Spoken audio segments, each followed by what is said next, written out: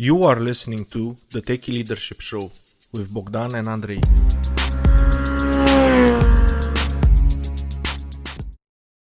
Hello and welcome to another episode of the Techie Leadership Show. Today with us we have Nedjalko Milenkov. He is the CTO and co-founder at Mobile Wave Solutions. He's an experienced manager with over 10 years of experience in IT, very passionate about resolving problems, improving and optimizing processes, understanding and evolving company values, and helping teams to succeed. He is extremely passionate about technology and people growth. This is the main reason behind him co-founding Mobile Wave Solutions, a company focused on bringing tech dreams to reality. Hello, and welcome to our show. Hi, Nedjalko. Hi, guys, and thank you for your invite. It's our pleasure to have you on the pleasure. show. In our quest to get speakers from all the countries around the world to talk about how it is to be a leader in technology. And do business. Yes. And do you want to add anything else about yourself? Well, I think you've been pretty extensive. I can add that, I've started programming or developing apps when I was in 6th grade. So it was always my passion to create software. I remember the days when I was actually saving money to buy books for programming, to doing websites. Now it's very hard to explain to the younger audience, to save money to buy books because everything is online. They were so expensive, especially in Eastern Europe. Programming Exactly. books in the 90s and the 2000s, they were crazy expensive. They were priced in dollars, and trust me, the exchange rate between dollars and our currency back then. I know because Bulgaria is close to you guys, and it's the same. It's like instead of buying you some fancy gift or something like this from your birthday money, Yes. you buy one book, and that's it, and then you save money for your next book.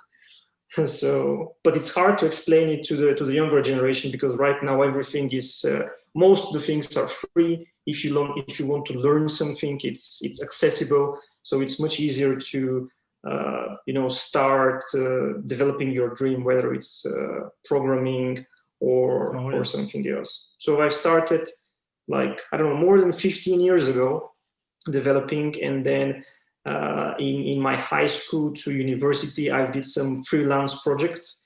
And when I started on my first job, I actually had to tune down my experience because, people wouldn't believe me that I started. You knew too much.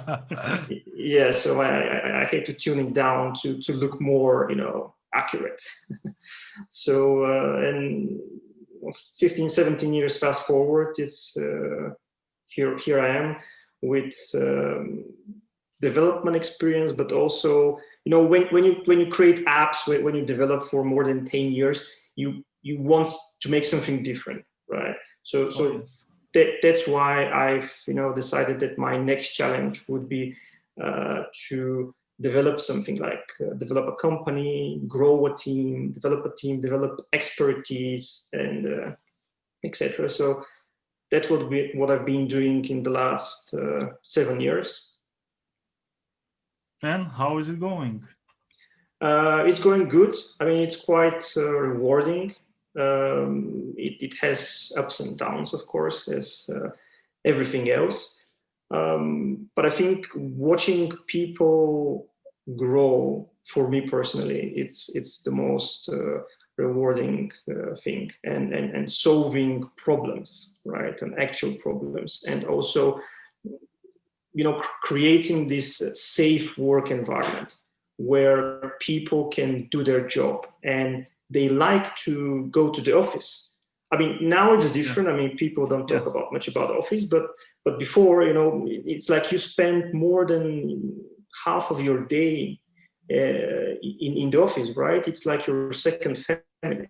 So it needs to be pleasant.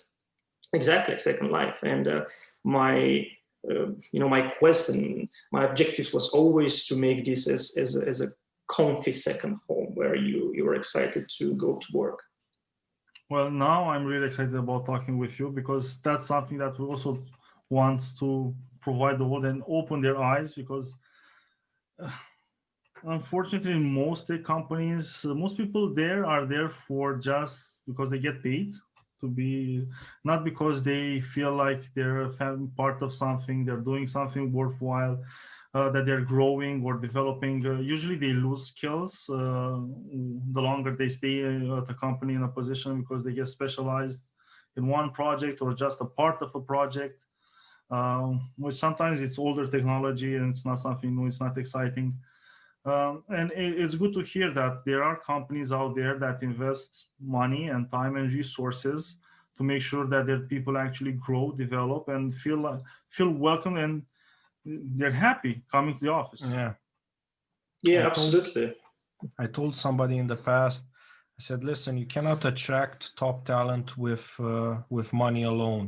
Because I told them, people that are very motivated by money are usually fall into three categories.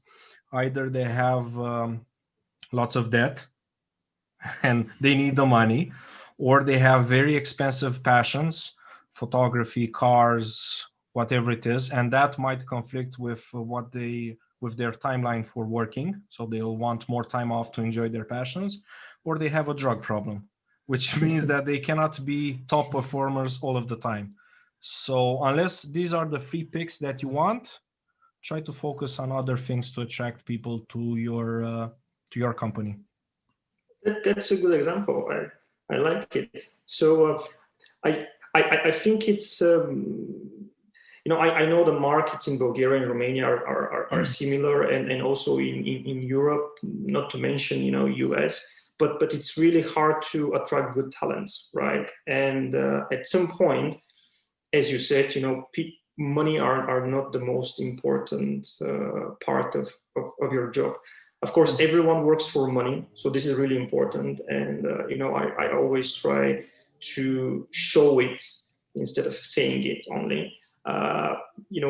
Money is important. So whatever you do, you need to be paid accordingly, right? Whether it's in your salary or some stocks or some other type of investment, because you spend your time primarily to earn money. If that's not the case, you go to a movie, you go to a restaurant with your friends, you have a leisure time.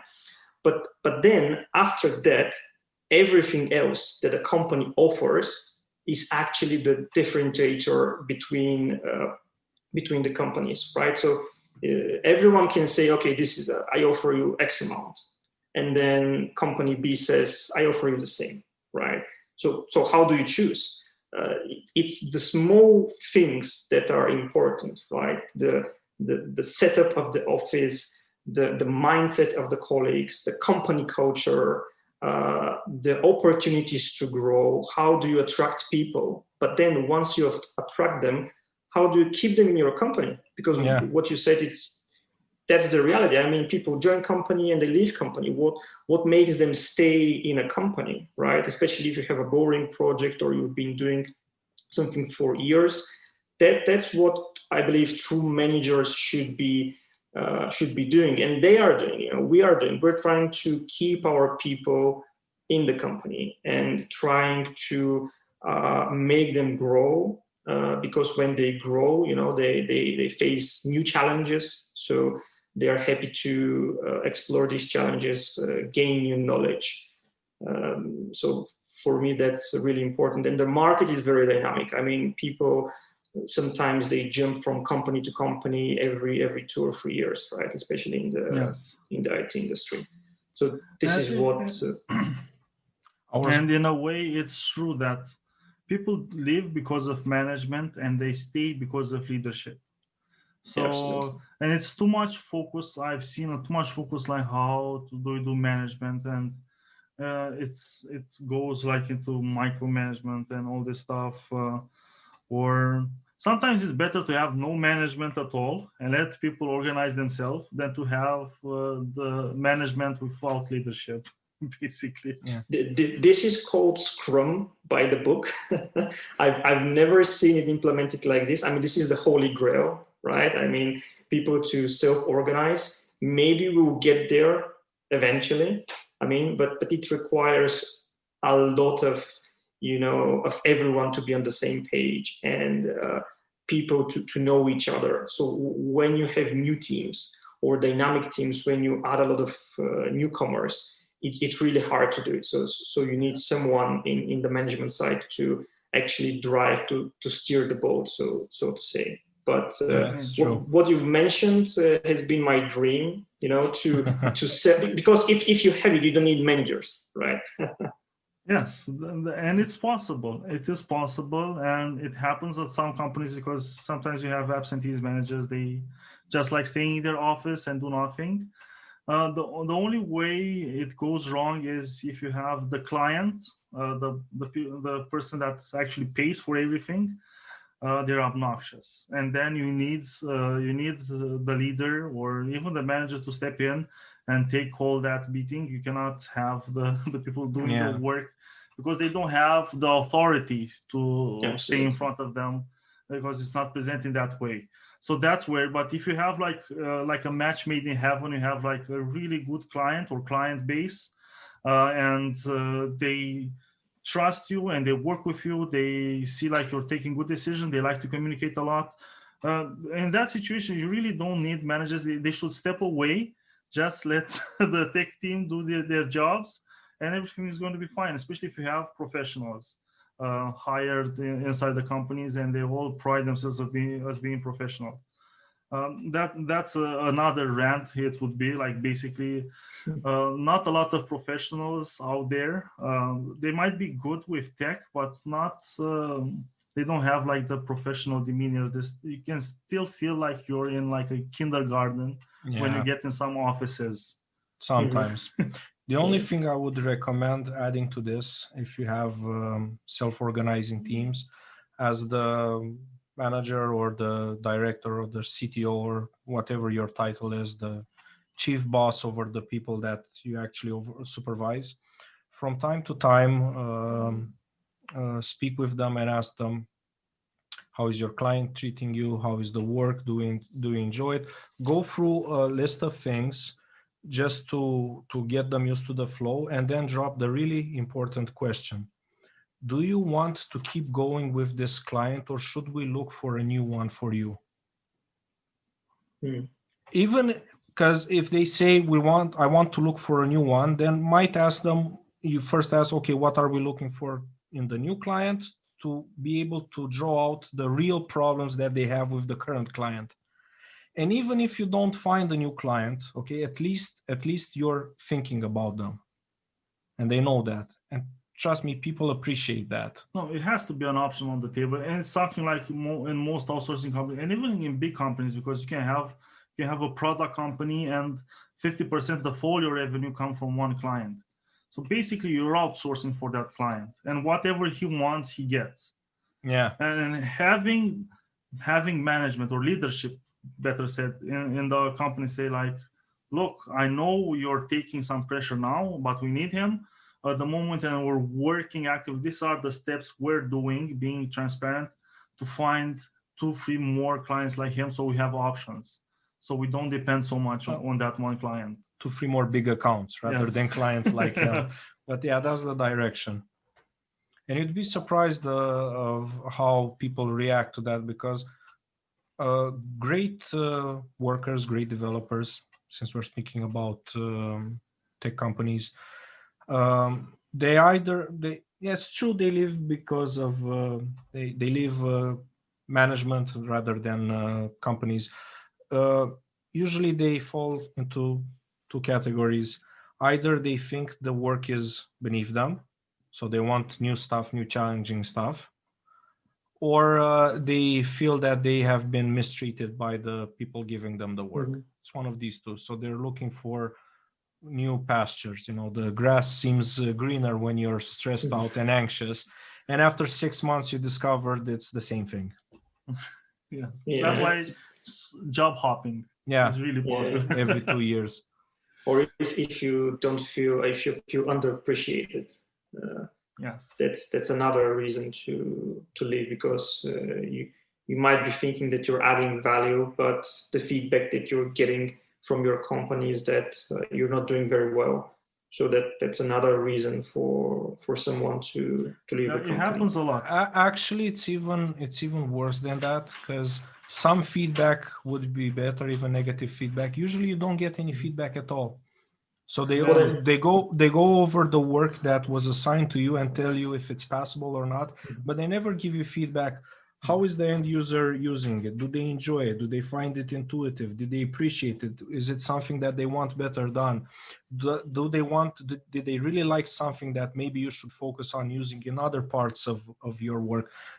We never get feedback like that. So you start running like a movie in your mind, started doubting yourself. Anybody can start doubting themselves. Yeah, absolutely. I always say, especially when I do, one-on-ones, it's like, the feedback, if I always try to imagine myself in the other shoes, right? So if someone is giving me a feedback, I would much more appreciate it if there's a constructive feedback, right? It's something that I can work on, right? And something that I can improve, because everyone has something to improve, right? No matter how great leader you are or great developer or whatever, you have something to work on, right? We're all humans and we all advance in life, and it's an ongoing process. That's the beauty of it. So I think the most important feedback is the constructive one. I mean, what you need to improve, or what you actually need to do to get better, right? To get out of your comfort zone, so that you can improve your skills. Because I think it's, working for a company, it should be a two-way street, right? So basically, you create a product for the company, and this is how company is growing, getting revenue. But then again, company should do something for you. Okay, yes, it's paying you money, but it can also give you so much more. So, the thing is about constructive feedback. Look, without offering solutions or pathways on how a person can improve, if you don't offer the pathways, you're just offering criticism. Yeah, it's just nagging. It's just nagging. Yeah. So look, if you cannot offer, if you don't have the experience or the know-how of saying, like, I was in your shoes, or I saw people in your shoes, and how they improved this by doing this and this, or read that book, follow that course, go to this training, go and talk with that colleague because he knows how to solve that issue. Without providing some resources, you're just criticizing, and better not do it. Yeah. Absolutely. Yeah. I mean, when a manager should, identify the areas where an employee can improve, and then give examples, and then offer resources for improvement, and also his or her own help, right? Because this is how you set an example. You see a developer that's struggling, you cannot just call that developer and say, you need to work harder. What does it mean, work harder? And everyone has their own, meaning of harder or better or faster. So you need to give examples, and then you need to provide, as you said, actual solutions or suggestions, right? For example, it's not like you're saying black and white, right? You can provide examples, and then that person can extrapolate and make it whatever works for him or her, right? So that's really important. That's what I said, constructive, right? It needs to be constructive. Otherwise, it's, as you said, it's like nagging someone. You're just nagging. Yeah. And Nedjalko, let's get more focused on the leadership part, and I'm really curious about your stories. So starting from the top, what is the biggest leadership success story you witnessed personally? Right.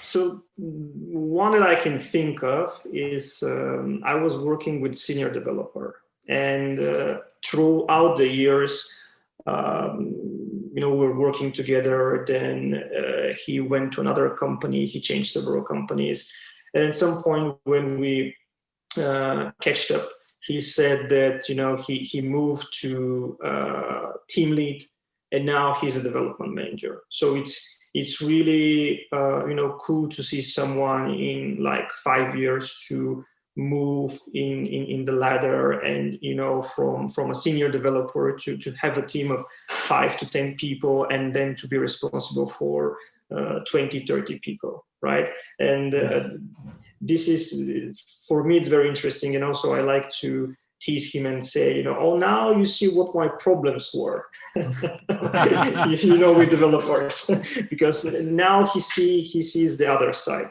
right? And I think one of the recommendations that I can give to to people who want to become leaders, or want to lead or have a leading role, like a team lead, manager, director, it's like always put yourself in your boss shoes, right? Why is he or she doing this? Because most of the times, if your boss is a good leader, most of the times he or she has a very valid reason for what he's asking, right? So try to. It's not always easy to understand why you have been given some task, right? Or why a decision has been met.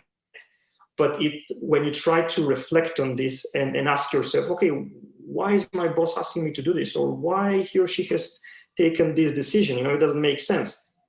It should make sense, right?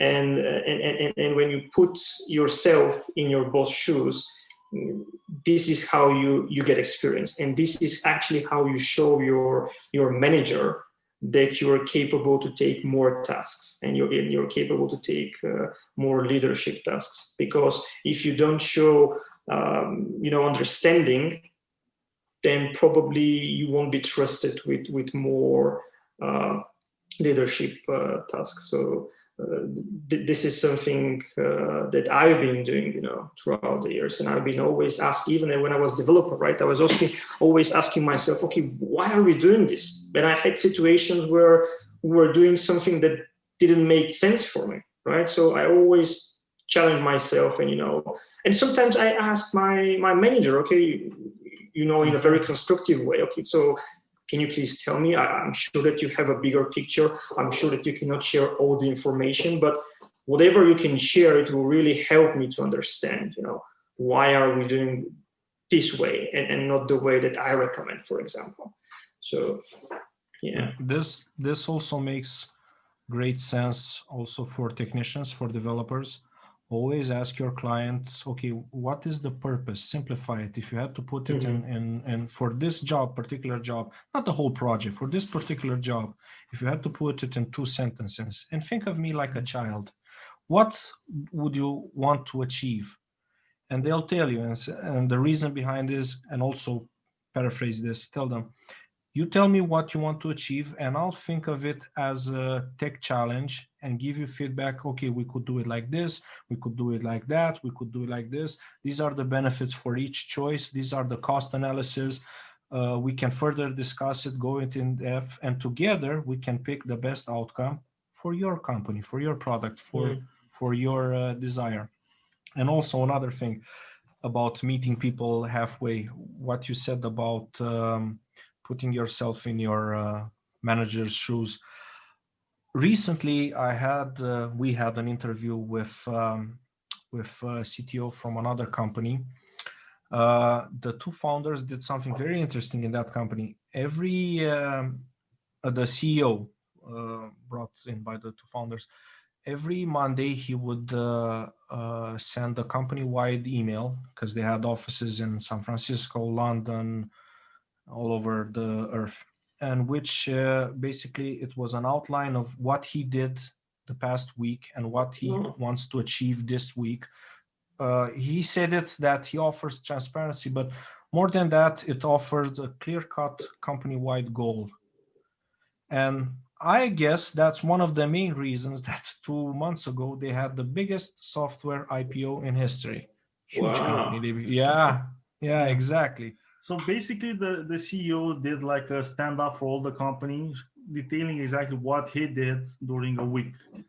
Because usually that's something that most people, juniors, seniors, the people working on the product level, they don't get to see. They look at everybody, management basically, in their offices As or lazy. in the bullpen with them, but it looks like they're not doing that much. Easy life. Yeah, it looks like the easy life until you step on the other side and realize, oh my God, there's more Yeah. work here. What's It's more happening? complex than Yeah, like your friend, the senior developer. Yeah, like your Same friend. situation. Yes, and Yeah. that's why it's important to show the company, like especially the the C-suite, the leadership of the company should show. It's a good practice to show like what they're working on, what they're doing, what goals they're trying to achieve, what is happening. Yeah. Failures are also good because it shows that they're human, and so people will be. They're also going to step up and come with solutions. You'll be surprised. People you will never think about asking them for their opinion to solve a problem. If you send an email or you company-wide communicate and they find out about it, they might come to you and offer you like really great insight. Yeah, it might surprise you. Absolutely. For me, transparency is really important, and it's for example, we have a developer and like John, and we give John tasks, and like his first task is to make a calculator for prime numbers, right? His second task is to calculate a vector for something. His third task is to get a very, very, very efficient communication, right, with very low bandwidth. And at some point, this guy will come to us and say, guys, why are you asking me to do this? It's like just install Skype or we can use a higher bandwidth protocol. I'm working on this. And then you tell him, well, actually, you know what? We're developing software to land a rover on Mars. Now, this is the exciting part. If we have told John, look, you're going to work on a software product that will help land a rover on Mars, he will be much more excited and dedicated, to work on these challenges, even if they're boring, at some point, because he knows the picture and he knows what's at stake. So I completely agree with you. Transparency is really, really important, and also this is the trick. I mean, a good manager will try to give all the necessary information to his or her people, right? Because of course, managers, they cannot share everything, right? And also what I've been seeing in my experience is that sometimes I don't want to share something, not because it's confidential, right? But because it might change very rapidly, right? For example, let's say that we're discussing a new project, right? And there are 4 options, right? And the project will start in a month. And right now we're discussing option A, right? Whether it's the team size, whether it's the platform, whether it's technology, it doesn't matter. It's option A. And I can go to my people and I say, ooh, look, we're gonna do in 1 month, something with option A, right? And get excited. They start learning about this.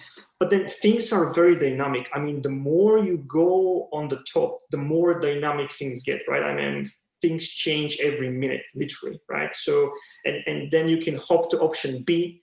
Then as a manager, you need to go to the people and say, look, actually, we're going to use option B, right? And in a week time, you might hop to option C, and then you need to go to the people and say, look, we're going to use option C. And they start to worry because they're not in that position. They don't know how dynamic, decisions have been made, on executive level, right? So a good manager needs to shield this from the people. So it's like, make a summary, right? And just tell everything you can to your people without stressing them too much, right? So tell them everything that's good and keep all the bad for yourself. I was gonna mainly. I was gonna add something specifically for what you just said, and this is for everybody listening. When you hear the word transparency and say we're transparent in this business, it's not transparency of everything you do; it's transparency of intent. Okay, because you have two scenarios, two CEOs. The first CEO sends the company-wide email and says, well, I got up at around 10, then I went and played tennis for 2 hours, and then I had the business lunch, and then I came into the company and checked my emails, and then I gave a speech and then left home. Okay, that's the first CEO. The second CEO did exactly the same thing, but changed the words. He said, okay, I played tennis with a venture capitalist for 2 hours, one-on-one, just the two of us. And then I had a private lunch with angel investors. And then I came back to the company to speak with my tech staff to see exactly the direction. So they both did the exact same thing, and they both were transparent, but one was transparent with what he did, and the other was transparent with what he wanted to achieve for the things that he did. You don't need to explain the mechanics of your day-to-day life, because only people who know what it means to be a manager and a business owner will get those. Only they will understand. So be transparent with the intent, make it accessible to everyday people.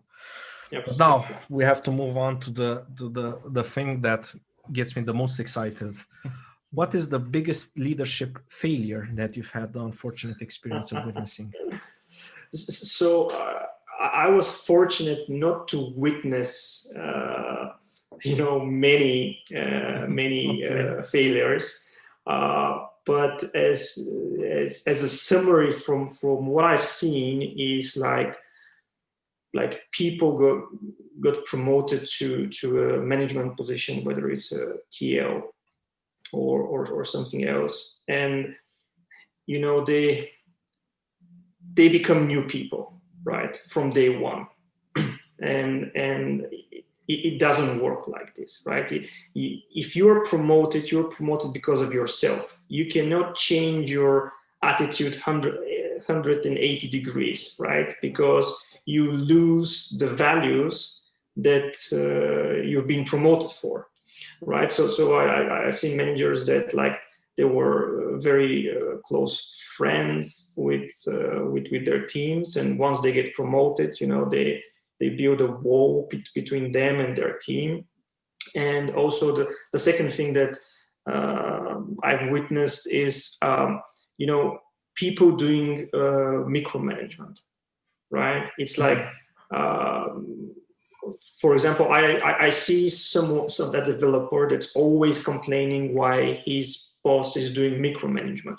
At some point, this developer gets promoted as a TL, and he starts doing micromanagement.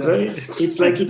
It's like his most important thing is to ask, every hour, what are you doing, or how is it going, or do you have any question? How can I help you? And etc. So these are the two examples that I can give. People that change completely, or just create a completely different face when they become managers, and also people that are doing a lot of micromanagement, and that's a way of showing their insecurities, and it's really bad for the team, right? I mean, micromanagement is one of the worst things that can happen. Actually, I think this happens, and it just dawned on me, because when you promote a person to be a manager, you don't have a discussion with that person. How do you see management? How would you manage a team? Because people would, when they think about management, they have preconceived notions about how to be a manager and how you should do it and everything. And it's different than how they behave and being in production, because they don't feel this. I'm not a manager, so I don't have to behave as a manager. And lots of people view management as you have to be in your office and you're like on a higher tier now, and you have to show that. And usually I found that people got stressed, start doing a lot of micromanagement when they see they're not getting results, because they secluded themselves in an ivory tower. And now they're getting like bad reviews from the people even higher up than themselves, and they're like, oh my God, I'm going to lose my management position. The only way I can keep it close and keep on is to get results. And how can I get results? Is by breathing down the necks of my former colleagues and make sure that they get the job done and putting all the pressure on them. and it's due to this, and that's the reason we started the show, because there is this misconception about how to be a manager. Among tech people, they see management and how to behave as a manager in such a bad light, and with poor results at the end. They don't realize that, as you said, like if you keep doing what you were doing before, when you got promoted as a manager, you would be way ahead. Keep close and be friends with your colleagues, talk with them, help them out, because that's why you got promoted. You got promoted Absolutely. because you were doing management stuff before having the title. So just keep doing what you were doing. Yes, Exactly. but since we're talking about tips and tricks for people to promote better managers, and I saw this in practice, I saw a solution for exactly this problem. I'm not saying it's the best solution, but at least it's a solution. I have a friend that recently was promoted in a managerial position for a very big company. I won't say the company name, but they sell books online. That's what they're famous for. Okay. And basically what they did, and he told me he noticed this kind of late.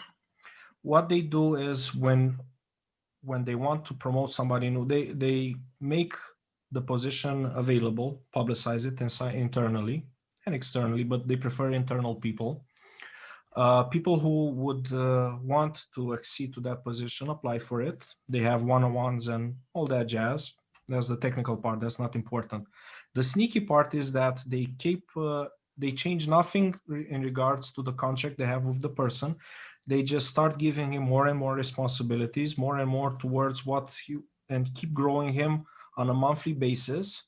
They do not give him the title. They do not give him a new office. They don't even increase the pay. So they're basically exactly the same person, but with more and more responsibility.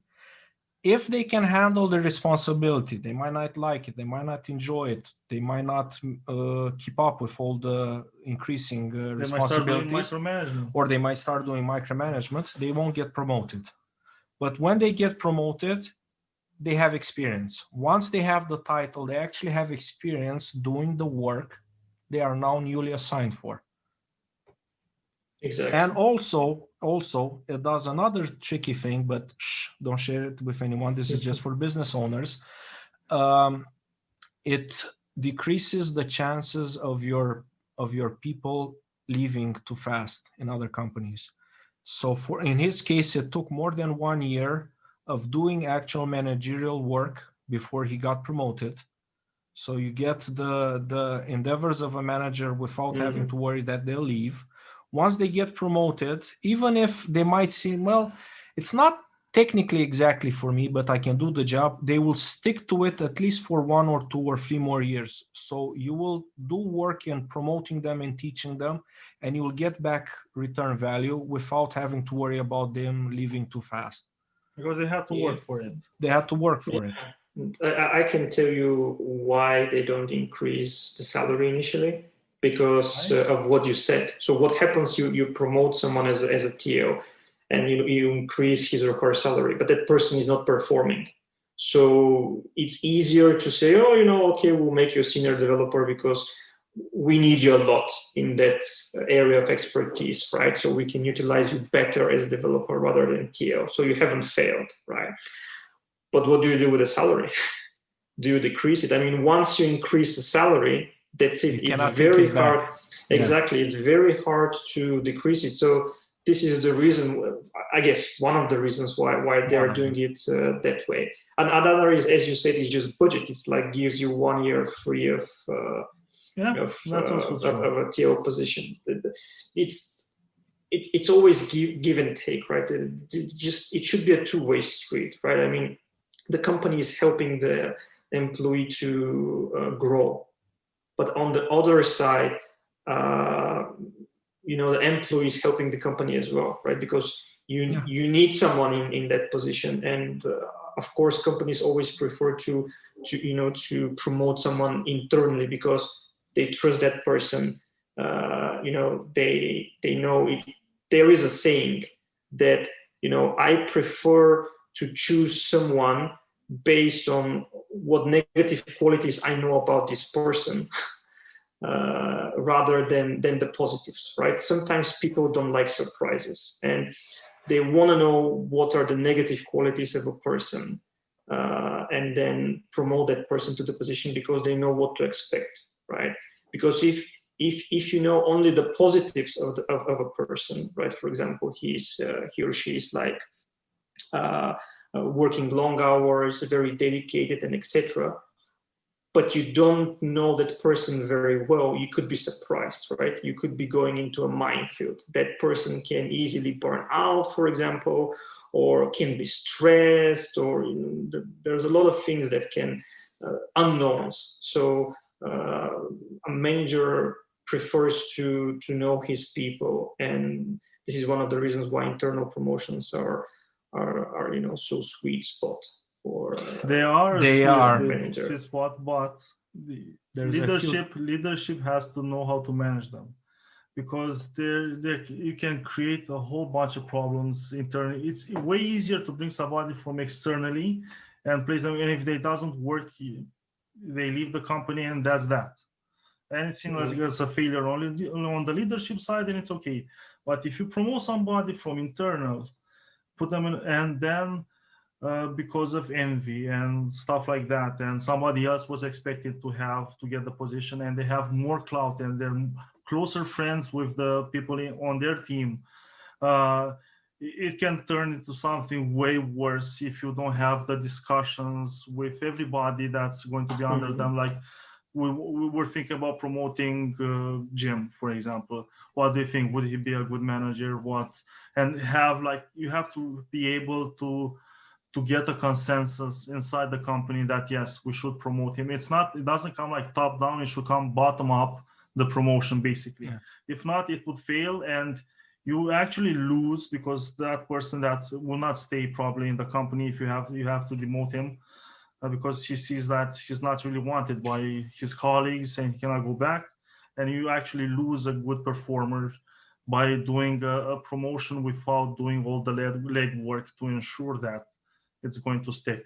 And this is another thing that is solved when you stretch out the time period to promote the person and keep giving them responsibilities. Because if they're more responsible for the work being done by the people around them, slowly rising, anybody has any complaints about it, they can complain.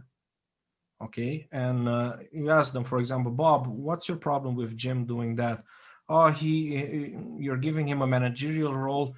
I don't think he's good. I'm better. He says, okay, Bob, I'll give you a separate team. Go for it. And in the end, you can either have two good managers, one good managerial choice, or no manager. But you won't have any complaints like you won't have Andrei said. And you can bring somebody from the outside situation. So make it seem it doesn't seem sudden. The promotion, the responsibilities. Another way, but it's harder. The manager needs to put more work, is to know very well your team. And I think that's you have to know it if you're a leader. That would be my advice, is to try to understand and know very well your team. And when you know your team, you know which people want to be leaders at the moment. Because if you have like 10 people team, it's not like all these 10 people want to be TLs at this specific point in time, right?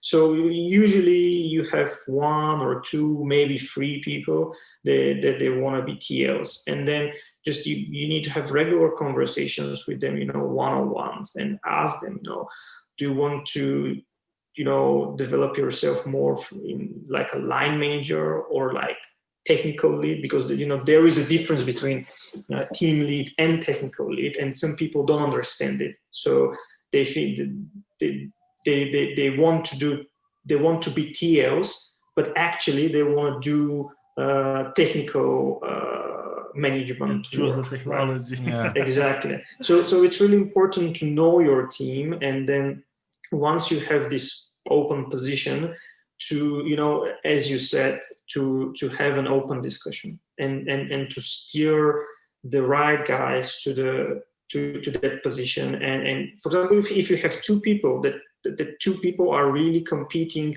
about this position, and if you think that, you know, if you choose, let's say, John, that let's say Ivan will suffer and he will leave the company, right? Then what you can do is have separate discussions with both of them, explain them, okay, you know, this is the positions, these are the requirements, you know, how can you help us? How can you help the team?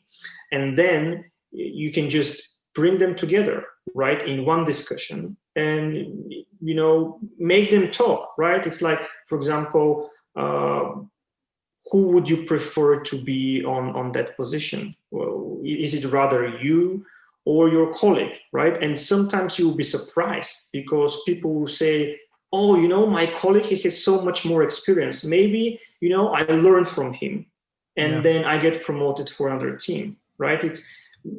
I just don't like very aggressive competitive environments, right? It's not my style, and I don't promote it because I think that people should feel safe at work, right? You don't want to go to work and, you know, think constantly if someone will backstab you or if someone will, you know, take your position or take your role and etc. What you want to do is really create a good environment that everyone feels safe and appreciated for what they're doing and for who they are. And basically, when you go to this dilemma, really what will help you will be the company culture, because it's very hard to create a company culture, but once you're able to grow a good company culture, it will work for you and it will be a safe net for all these coming issues. Because if your company culture is like to create, to promote, you know, discussion and people helping each other and spending more time, you know, to help your colleagues to do his or her tasks, then when you come to this decision and when you have two people competing for one position, because of the company culture, first, they wouldn't compete aggressively. And second, when you have open discussion between them and say, okay, guys, just tell me, you know, who from you should take this position and why? They might surprise you. I mean, they might say, fine, I think John deserves it more at this point, or he needs it more, right? It might be he has a newborn or he has, you know, some expenses.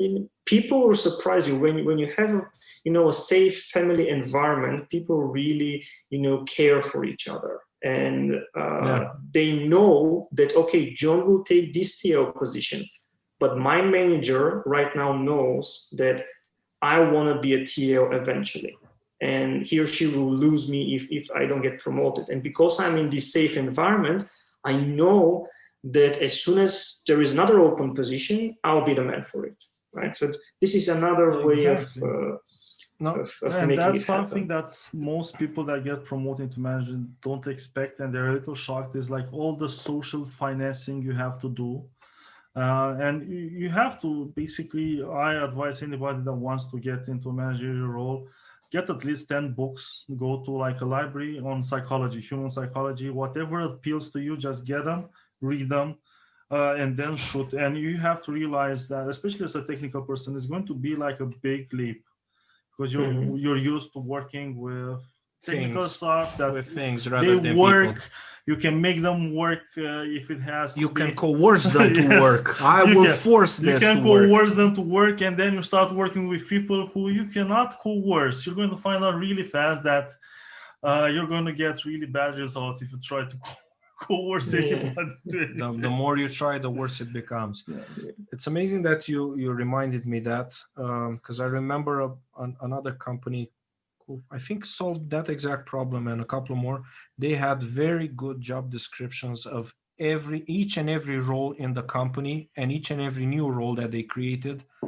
Everything this is like TL, team lead, does this experience required, what is preferred, a very objective outlook without looking like one of those crazy adverts and like we want 16 years experience and PhD. I mean, down to earth explanation. It solved two things. One, it helped people understand what they're looking to, where they're looking to advance. And two, it helped people understand what everybody around them is doing. In case they need something, they know exactly which person they need to speak to get their problem solved, which goes back to transparency, which creates also company-wide values and goals. But since you've been speaking about philosophizing, what is your leadership philosophy? So, there's a lot I can say, and probably many of the things that I can say, someone already said them, right? And I think what I can say is, be persistent. That's really important. Sometimes you need to be stubborn, but in a good way, right? With eyes wide open. But you need to be persistent, right? Because I see people that get frustrated when things don't go as planned, right? Or when there are challenges. And I always try to tell them, look, be happy, be grateful that there are challenges, because if there weren't challenges, nobody would want your position. I mean, yeah, you wouldn't be here, right? Be in the position. You wouldn't exactly. be needed. Yeah, you are a manager, you are a leader, because we need your expertise to solve these challenges. If there weren't any challenges, we will go without you, right? So be persistent, and that's really important. And also, I like to plan a lot, right? But not over plan. And my advice would be, have a plan. And the caveat here is always be ready for a change and be flexible, right? It's good to have a plan, but things change, right? And we need to adapt. And as I mentioned earlier, business is very dynamic. The higher you go, the more dynamic you see. So be prepared for a change. Have a very steady plan in your head, step A, B, C, 1, 2, 3, and etc. But be ready for a change, embrace a change. It might be something better, right? Because I see a lot of people that get frustrated that something didn't, went according to the plan. Yeah. And they lose time to frustrate themselves, right? Instead of losing this precious time, just think about how you can move on. Okay, something bad happened or something unexpected. It's done, right? Now think about how you can change it, how you can turn around it, and how you can go back in your original plan. Or you might create a new plan that's even better.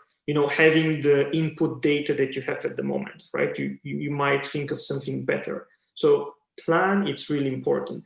And I think one of the topics that I don't see a lot, when people comment about leadership, usually people say you need to be persistent, you need to get up early at 5 a.m. This is how super performant people do, and blah blah blah. I heard that one too. But I mean, if you write in YouTube, how to become a leadership, I'm sure that you find these inspirational videos. You find someone talking about, and most of the things make sense, right? They make sense, but it's really hard to make them in real life. But what I don't see is it's like, don't compromise on your principles. I think this is really important. This is really important for me as well. It's like, whatever you do, you have your core principles. Don't compromise on them, right? Because once you make the first compromise, then the floodgates are open, and I think then you start to lose yourself. And this is what I can say. These are my 2 cents. Like, don't compromise your principles, and always try to work around and make decisions that are aligned with your principles. Because there's a lot of ways you can do something, right? And sometimes, I'm tempted to say most of the times, but let's just say sometimes, the easiest way is not the right way, right? Or sometimes because your manager above you is saying or forcing you to do something, it's not, the optimal way, and sometimes your manager doesn't have all the data that you have, right? So if you get asked to do something that you don't feel that's right, maybe it's because your manager doesn't have all the picture. So as a leader, your objective is to talk to your manager. It could be C-level, board, director, whatever, and to make understand why you are not comfortable doing something. And most of the times they'll understand, and then you do it in a way that works for your principles. So this is what I can say, and also something about all these books about leadership and all these videos. They're great, and people should read them. People should listen to them. People should listen to your podcast, because it's you hear other people's stories, but we should not forget that there is a secret ingredient, right? I mean, you cannot replicate someone's success just by doing all the steps that they have mentioned in their book or that they have done in the interview and etc. Because there's always something, it might be small or big, that's missing and you don't know it, right? So it's like making a soup. For example, I tell you, okay, put potatoes, put tomatoes and etc., but I don't tell you to put salt. Maybe I forget, or maybe there's no time to tell you to put salt, right? And then you have something that you don't like. And also something else is that most of the times, I would say almost always, people get interviewed when they achieve something, right? For example, right now, if you interview Jeff Bezos, and I hope you get the opportunity, I wish you to have a time with him, or with Tim Cook, or some other, really inspirational leaders. You will learn about their past, about their history. They will tell you what worked 10 years ago, 15 years ago, 5 years ago, right? No longer you are not going to learn what will work in the next 5 years, right? Because it hasn't been proven yet, right? Most of the times people interview something or they listen to someone that has already been successful. But what we miss is that person has been using this algorithm, right, 10 years ago. If you use the same algorithm at the moment, you might fail completely because it's a completely different market, right? So my advice would be, yes, listen these books and listen these interviews and read these books, but don't try to make everything by the book. Just extrapolate, think about it, reflect about it, and make things that make sense in your business, in your domain, and most importantly, in your time, right? Because if Jeff Bezos fails with a project, right, it's not a big deal. He'll lose several $1 million and then he'll get another project, right? I mean, Google failed with their, what was it? The Facebook alternative. Google, not Pages, but I don't remember. Circles. First it was called Google Circles, then they rebranded and they failed, right? But because they're Google, they just moved to another project. Imagine if this was your only project, right? And you fail. So and that's that level and cost. No, but most companies, if you look with all the CEOs and everybody, most of the projects and most of the companies they acquired that were successful and they fail afterwards. So it's usually their core goes on because it's built on solid principles and market match, and they're so big that they cannot fail anymore. But when they try to venture out into new stuff, with all the leadership, all the experience, everything, they have the same rate of success that the rest of the mere mortals, to say, have, basically. Absolutely. Yeah. Even a company as big as Google, and I'm not particularly interested in them as an example because they're that big. They're like a conglomerate when it comes to tech.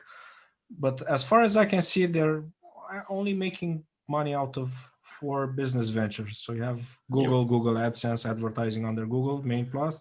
You have YouTube, which they acquired and it grew exponentially. They got in on it at the right time. They had the money and they had the vision.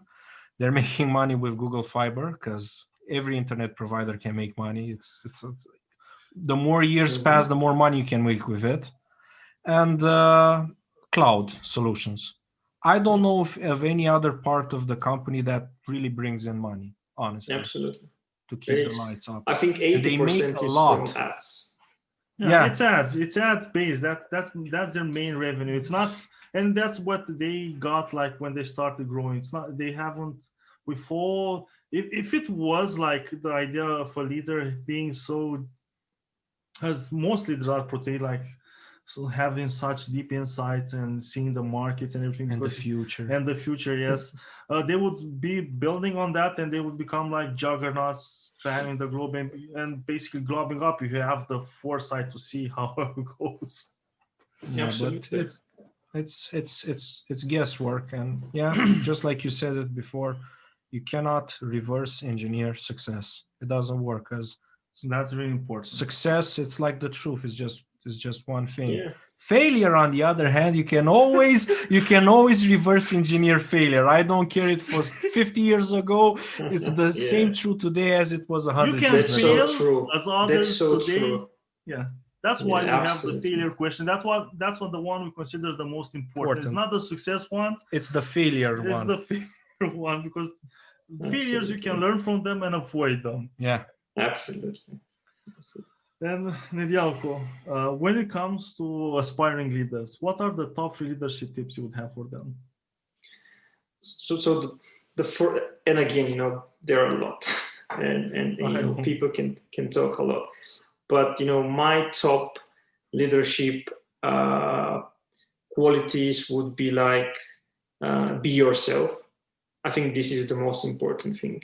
Be yourself. Don't be someone else. Because everyone is unique, right? You are unique, and you are who you are. So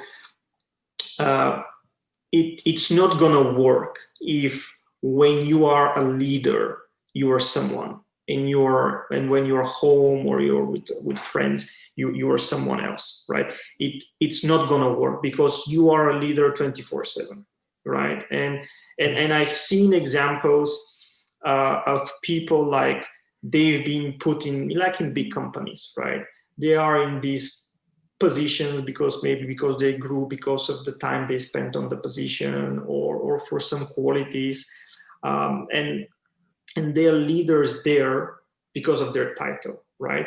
But if you look at them, on a team building, or if you look at them in the store, or if you have a situation on the street, they wouldn't lead, right?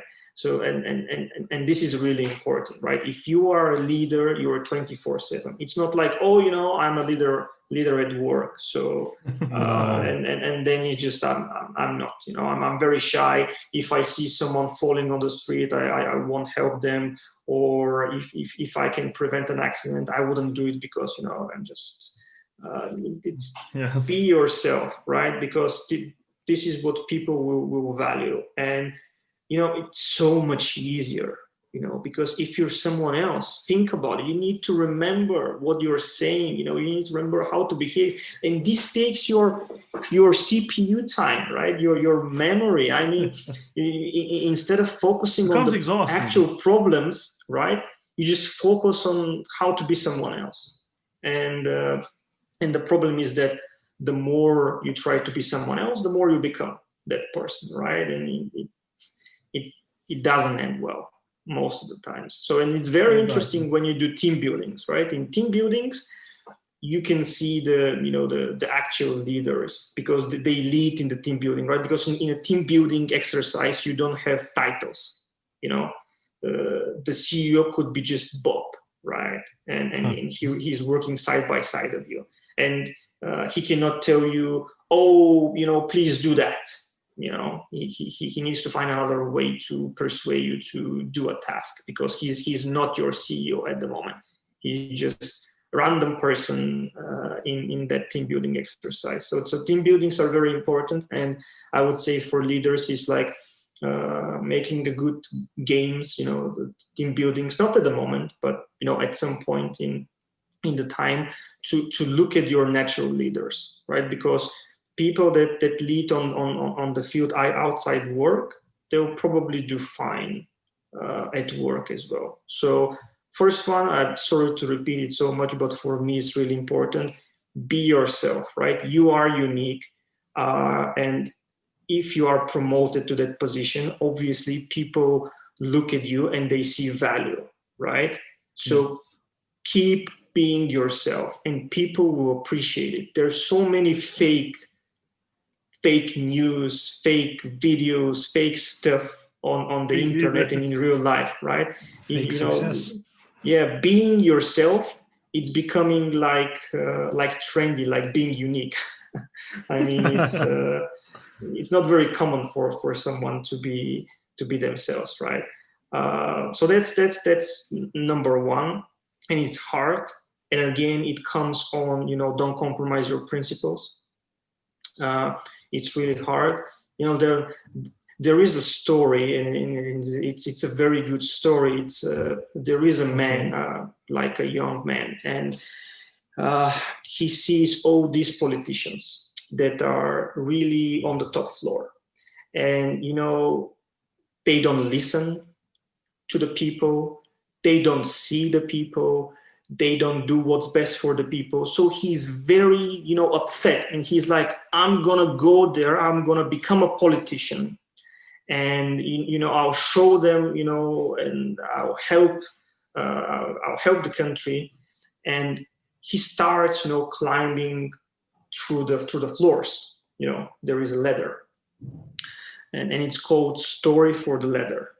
And on each floor there is the devil, and the devil is like, okay, I'm not gonna let you go to the next floor unless you sacrifice your eyes, for example. And you say, okay, I'll sacrifice my eyes, but I'll still have my ears, and I need to go to the top floor, right? So I'll do it. Let's sacrifice it. It's really important for me to go upstairs and show these guys how you can do it. And then on the next floor, it's almost the last floor. On the next floor, the devil says, okay, I need to take your ears, right? I mean, you become deaf, right? But this is the price you pay to go to the next floor. And you say, oh, I'm close, so I'll still have my soul, right? Yeah. So you go to the last floor, and you're so close, you hear these people screaming and shout. Oh, sorry, you don't hear anything. But you imagine, these people on the top floor, and you say, once I'm there, I'm gonna change him. And on the last stairs, on the last floor, the devil says, okay, now I need your soul. And you're like, I'm so close, right? I'm so close. I need to do it, right?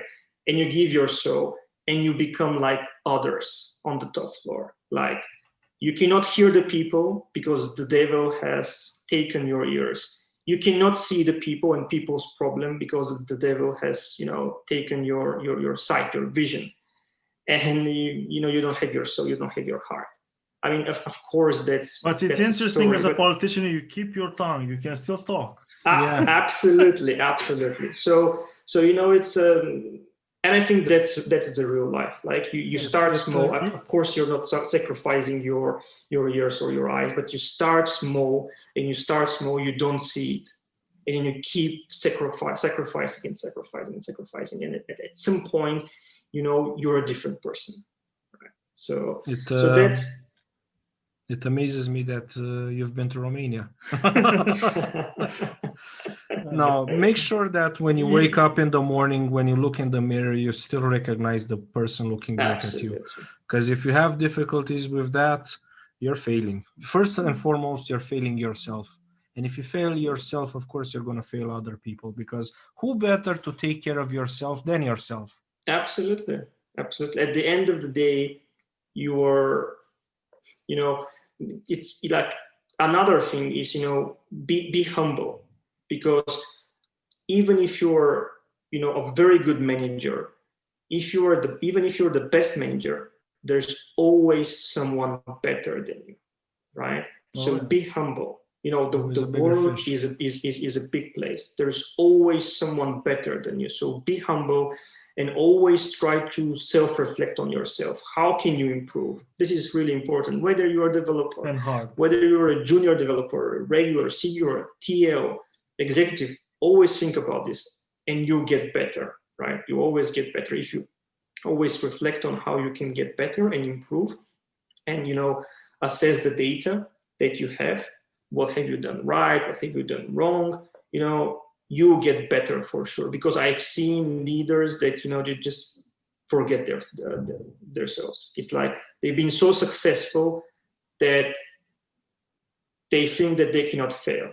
Yeah. And sometimes they do really stupid stuff that every other person will say, "Oh, this is just plain stupid. Why do you think you're gonna succeed?" You see it in sports. You see it everywhere. When you start believing your own PR, that's when you start losing. The Americans have a saying for that. It's called "never drink your own Kool-Aid." Oh, that's a good one. And the last advice is like, I don't see people talk about it much, but it's like, value your time. And in a way, a lot of people are saying, yes, value your time and how you spend your time. But I want to take it through another vision. It's like think about it. The only thing that you cannot get more is your time. You can earn more money. You can earn double, triple, 10 times, 100 times, X times more money, right? You can buy whatever you like if you have the opportunity, right? But even if you're the richest person on the earth, at least to my knowledge, you cannot buy time, right? You cannot go, at the moment, you cannot go back in time, or you cannot have double the time, right? So you are here and you need to value your time. And I've read books. I've seen people that are really obsessed about their time. Like you need to be this very productive machine that like you wake up at 6 a.m. You have like your schedule is full like till 8 p.m. in the evening, right? And you're so productive. You're doing so much time, so much work. But at the end of the day, you actually it's not only work, right? It's your personal life. You need to balance it. When you're like 40, 50, and when you're reflecting back, don't feel sorry that you've lost your golden years, so to say. And so don't wait until 40, 50. Try to do a review like quarterly. Look at what did I do this quarter? Did I enjoy it? This quarter of the year or monthly. Don't wait until you're 60 to say like, oh my God, I've wasted my life. It's too late. But it's a good exercise. So what you can do is like, you imagine that you are 60 years old. And would you be happy with what you're doing at the moment? With all the memories that you have created and etc. Because I don't think that people really think about time as a commodity. And I think that's intentional. Everyone is bombarding us with money and objects and stuff that they want to buy. They want us to buy, right? But for example, just a quick example, it's like you work 1 month and you get a salary. And with this salary, you can buy 2 things. Let's just simplify it and say you buy 2 things. Make it worth, right?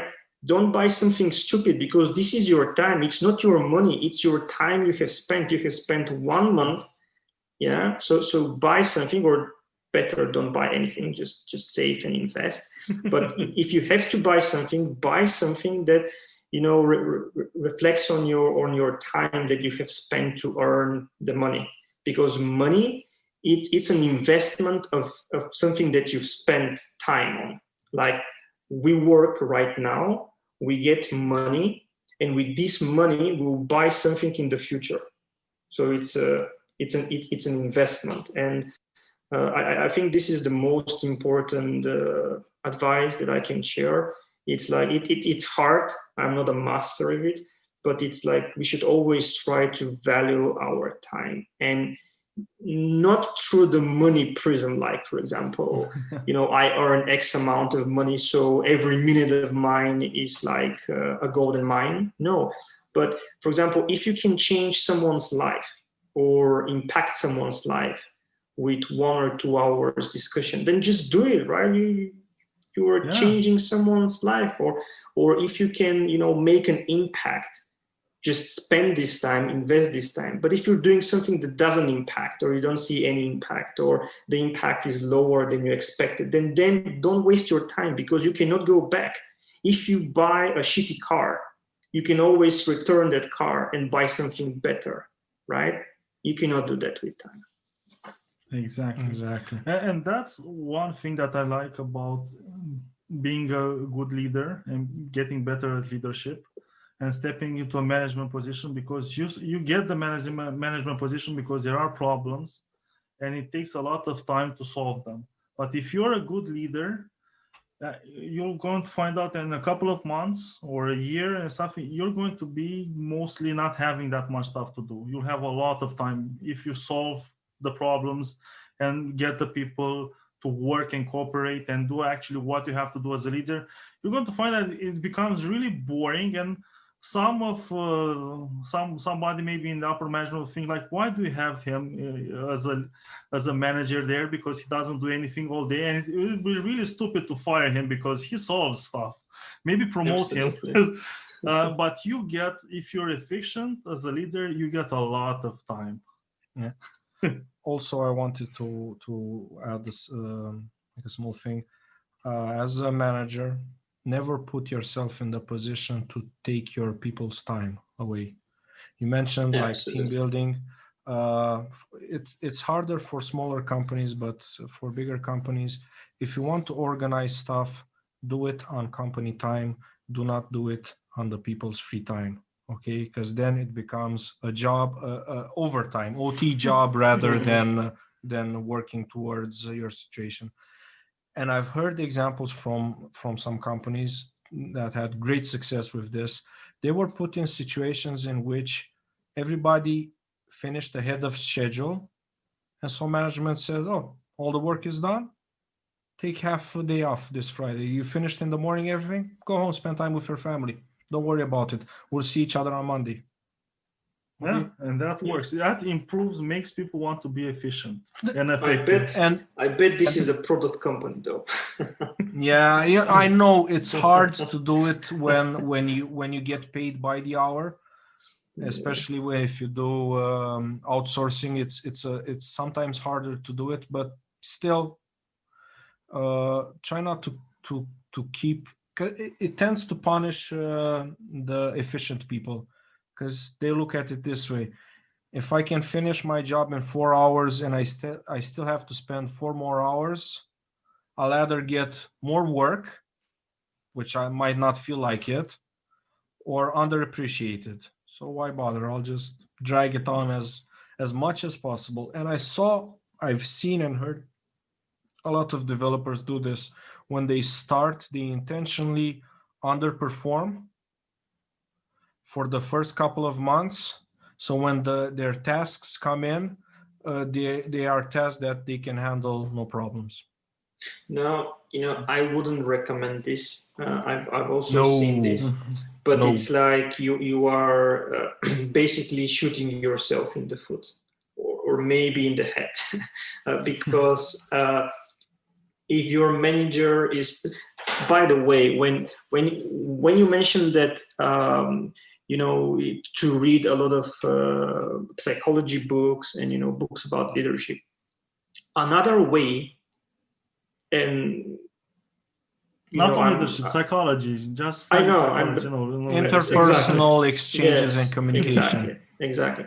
But another way is just find a very good manager to work with. So I think this is the most easier and fast route. So even if you're underpaid, but they're not everywhere. You cannot find. Yeah, exactly. So you need to make sacrifices. So sometimes it's a lower pay, right? Yes.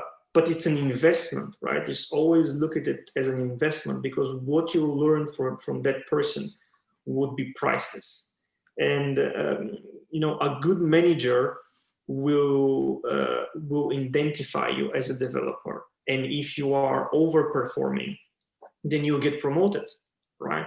If you are in the company of good managers, and this is why leadership is important, because if you're like a regular manager, that's working from 9 to 6 in his or her office, and not talking with the people, and not getting information about what they're doing and what their problems are, then of course people will just overestimate, and they will then not work on their fullest capacity. But if you inspire these people, right, I can guarantee you that almost everyone, there's always exceptions, but almost everyone, and these are the people you would like to keep, right? These are the people that you really like to keep in your team. So they will overperform, and when you reward them, they will keep overperforming. Now the problem is you don't want to burn them out. Yes. You need to find the balance where you give them new challenges, but still you make them take their time and relax from time to time, so they don't burn out. But this is it's actually a really interesting challenge, and my advice is give the people the bigger picture, because again, if we go to my example about this developer John that's doing the Mars software for Mars landing, if you don't tell him that he's working on that rover and what's at stake, he'll say, oh, a prime number calculator, that's so boring, I'm just going to say 10 days, I'll do it in 5 days, but I'll say it in 10 days. Or, oh, this vector calculator, it's boring, but if he knows, man, we should land on Mars in 1 year time, this is the deadline, there's a lot of stake, my name would be on that software, right? I will be proud to be a developer for that architecture and for that program. Then I'll do my best to make it faster, to make it better, to think about all the angles. This will motivate him not to be the guy in the team that crashed the rocket because he forgot to turn metric into imperial, because that happened. This is a real example. I know you're talking about a real example. So, but unfortunately, not all projects are sexy. So you as a manager have to make them sexy and show them what's the importance. And so usually you have to work to increase the value of the project. Usually you don't have it handed to you on a silver platter like, here, we're going to land on Mars and we're working on the software. Oh, that's cool. Like most of them we're making a new CRM. We're working on bank software. That sounds boring. No, we're working on the future savings and livelihood of every people that's working today. Absolutely. I mean, everything that we work on, someone pays for. If someone pays for it, means it's precious for that person. So you just need to find that view, that perception, and tell it to your developers, right? Because no one will pay you to do something that he or she doesn't care, right? Exactly. It's precious to them, right? And the banking example is a really good example, because a lot of people can say, oh, it's very boring, but do you really think it's boring? I mean, you need to ensure that you don't make errors, because as you said, these are people's savings, or these are transactions, these are money, you don't want to lose them, and there are so many edge cases. And when you start explaining this to the people, they say, oh man, it's actually much more interesting, I want to go to that project, I want to go to that project. So this is again, if it was easier to be a leader, people wouldn't post positions for looking for managers, right? It's because it's hard to look and to find that perspective and to motivate people. But then again, it's rewarding. People, they feel the reward when they do something hard, right? It's the same with the games. You go to the next level, it's a little bit harder. I mean, if it was easier, then you wouldn't play the game, right? No, it would be counterintuitive. Exactly. And since you mentioned books, I'm curious, like, what is the book that had the most profound impact on you? So I would say that I, the Robot from Isaac Asimov. It's not a leadership book. Sorry, guys. No, doesn't have to be a leadership book. Any book. Why did it have such a great impact on you? Yeah, because and I read it. I was always fascinated by robots and AI. Back then, people didn't call it AI, but robotics and the future. And I was really excited about a world with machines that can think. And either robot, it's not only about robots, right? There are different stories about different things that happened in the future. And there is a story, for example, for a man that he invented a time machine just to go back and reunite with his son. And because his son passed away. And what he found out was that he can go back in time, but he's just reliving the same, painful moment. So it's not only about robots. It's a great book. I recommend it. If you read it, you're not going to become, and you follow the steps, you're not going to become a better leader. I can promise you this, But it says a lot of where we are going, because Isaac Asimov, he was talking about this computer brain, and he didn't knew about AI, he didn't knew about neural networks, machine learning, and etc. But everything that he wrote in the book right now, it's not science fiction anymore, right? So it's this is why I like it. You read about something that's science fiction, and you know that eventually, for good or bad, you are going there. And it's better to be prepared, right? It's better to know what might be coming so that you prepare yourself. So that's why I like the book. It's a lot of stories that if you can reflect a lot about them and you can learn a lot. It's not like the typical leadership book where they tell you ABC and everything is like summarized. You need to summarize it yourself, and you need to find your own truths about life, and this is why I like it. And there are also other books, science fiction books that's really cool. Looking at the future, I know, Nedjalko, you're really passionate about the Green Revolution. So how do you see it unfolding from a technological standpoint? Yeah, I think, I can talk a lot about Green Revolution, and it's not because it's like modern topic and it's hot topic and everyone is discussing it, but because I really think that's the future. I was at school. I was like 5th grade, and we were learning about this ecosystem called the Earth, and that everything is connected. You breathe air, and then you breathe out CO2. It gets recycled, and in this ecosystem is working like a clock, perfect, clock. And I always ask myself back then, okay, I buy, it's not, there weren't any computers back then, so commercially available, or iPods or phones. But I was asking, okay, I buy this book, how does it get recycled? Or, we buy this car. What happens with the metals in this car? How do they get recycled? because I was young, I was like, oh, someone must have figured it out, right?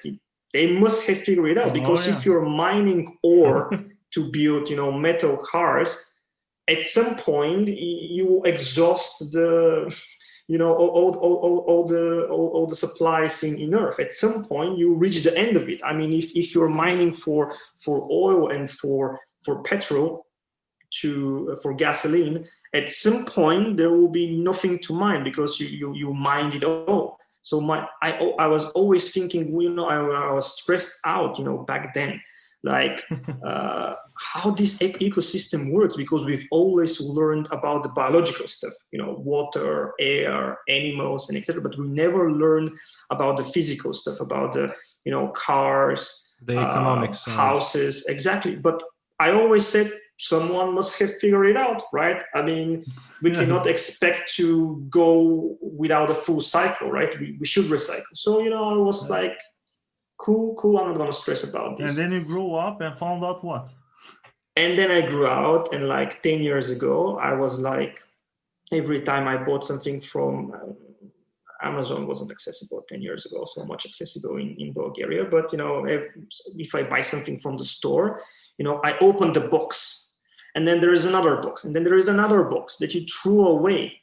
And, at some point I started getting depressed, right? I buy something and then I get depressed because there's so much waste that I don't use. And at the end of this product life cycle, for example, you buy a phone, and in 4 years time, 4 years is a lot. I mean, in 2 years time, in 1 year's time, you throw it away. Where does it go? I mean, there's so much stuff in there, so much polluting. So I get really depressed. I know the answer to that one. Oh, yeah. It goes to Mexico and India, where it gets recycled, and it kills off 3 rivers, all the fish, and 40 villages. I'm talking about the gold inside CPUs and telephones. But that's too depressing to think about. It's too depressing. So I was like, maybe I'm nuts, because I was talking to my friends, talking to my peers, and they weren't like, oh, it's get recycled, or don't think about it. But then 5 years ago, people started talking about it, and it's really got me excited, because I saw that I wasn't nuts, and people really get depressed about this, especially the younger generation. They really get depressed a lot, and this is why I think it's important. It's longer answer, but it is important because the resources we have, they're not endless, and we have a limited lifespan on this planet, 80 years, 90 years, 100 years, whatever, it's limited, right? And we're lucky right now, and every one of us is a little bit selfish, right? Because we are using stuff, and we don't have 100% recycling at the moment. So our kids and their kids, they pay the higher price. And that's why I think it's really important to act now. It's late, but we can still change it for a better. And the more we talk about it, the more people get educated, and they start thinking about why is it important. And the short answer is, it is important because we need a future for our children and their children. Yeah. I want to add something to what you said for our listeners out there, and to maybe not necessarily create a sense of urgency, but to draw further attention. Exactly what you're talking about resources being finite and our dependence on finite resources. It is already happening today in a field, and it's not being talked about. Especially the general public has no idea, because everybody is scared to admit that this is a huge problem. Almost everything when it comes to constructions is dependent on concrete. Mm-hmm. Okay. The sand used in concrete, for concrete you need cement and sand, minimum. The sand used is finite, and you cannot recycle it. There are countries on earth today that have a ban on trading concrete grade construction sand. And if you smuggle it, you will do hard time in some of the worst prisons on earth, because they are not the most Western countries in the world. And more countries each year are placing restrictions and bans on the trade and sale of construction grade sand. So again, you cannot recycle it, you can't quite make more of it, and we're highly dependent on it. And if you wait, you can make more of it. You can wait for it to grow Yeah. naturally. But the idea is there's a lot of resources, how I see it, and usually it's the ones that are less talked on that are more in danger of disappearing Yeah. than the major ones. Because, for example, oil, I think it's more for its valuation to drive the price up. Yes. Because they keep finding more and more of the stuff. I don't know how it happens. It seems each year we're gonna run out of oil, and the next day they find out an even bigger supply of it. Yeah, and gas is the same. And gas is the same, but there are water. I'm more worried about water than I am Fresh about water. fresh water than I am Absolutely. of oil. The sand part maybe it will be better because I like wood more and would love to see more houses built of wood Rather and than concrete. you can grow forests back, so it's renewable. It's a renewable in our lifetime renewable resource wood, and it's healthier in my opinion. So there are other resources, the quality of air, which it's dwindling by the day. Oh yes. And planting more trees would help us have houses and also solve some of the air qualities. Um, it's a really complex topic, and sometimes I feel like some of the stuff we're focusing on it's not the important stuff. As usually it's just for economical reasons. It's the important stuff because it helps some people make a lot of money out of it. Yeah, and the problem is today. It's not because it will help improve the quality of all living people on the earth. It's just because it's more feasible to have a fat bankroll due to that field. Yeah, it's there are plenty of solutions for a lot of problems. The major stepping block that I find is that some of these problems are 20, 30, 40 years old, and there are people who made their careers on the existence of these problems. And they don't want to give them back and lose all the work, all their statuses. And that's leadership. As a leader, you go in because there's a problem, you solve it, it's done. Go find something else to be a leader in. Yeah. You don't go in and keep the problem so you can still be a leader. Absolutely. Yeah. And you'd be surprised how one problem can be a great advantage or solution for another.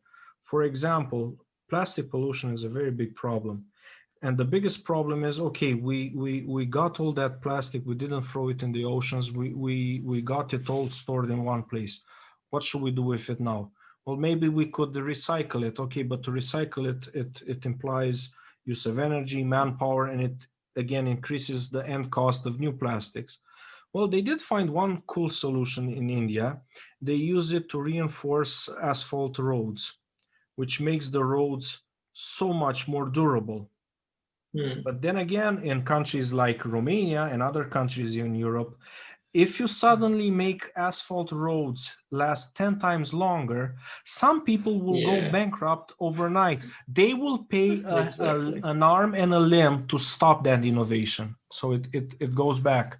It goes back to leadership. It's all about leadership. Well, Nedjalko, if people want to find out more about you, where should they go? I think they can ping me on LinkedIn. You know, they can search for my profile. I'm always happy to start a discussion and meet new and interesting people. So LinkedIn, I think, is the best place. I don't have any blogs or vlogs. I'm thinking about them, but at the moment, LinkedIn. Maybe the company website? Yeah, the company website. It's more branded, but yeah, you can go to mobilewaves.com if you if you need IT resources, or if you need help for your projects, and if you need dedicated developers, QAs, project managers. It's a good place to start. Yeah, they have good leadership. That's, Well, at least on the technical side, we cannot speak after, the rest of the leaders. And if you're from Bulgaria or want to move to Bulgaria and you're on the tech side, I highly recommend reaching out to Nedjalko. Maybe he has a position for you. Absolutely. Yeah. And as he said, learn some leadership from a good leader. Yeah. Well, thank you so much, Nedjalko, for coming on the show. It's been a true pleasure, and it's been a really, really interesting conversation. Oh, yeah. Thank you so much. Thank you, guys. It's been a pleasure for me as well. That was today's episode. Tune in daily. Rate, like, subscribe, and share, please. Oh, you can find further info and materials in the show notes on techyleadership.com, including links to the guest book recommendations.